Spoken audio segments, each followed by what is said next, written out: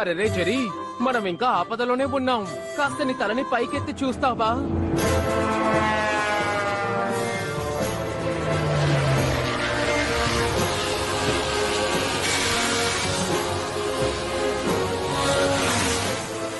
Jerry నీడ కావాలంటే తనని వదిలి వెళ్ళొచ్చు, కానీ టామ్ మాత్రం ఎప్పుడు వదిలిపెట్టడు.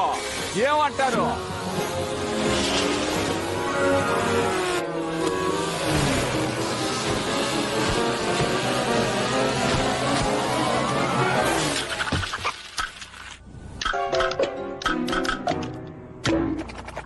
ఇప్పుడు తల మీద ఎంత పెద్ద ఐసు ముక్కని పెట్టినా కూడా స్పైక్ బుర్ర వేడెక్కుతూనే ఉంటుంది.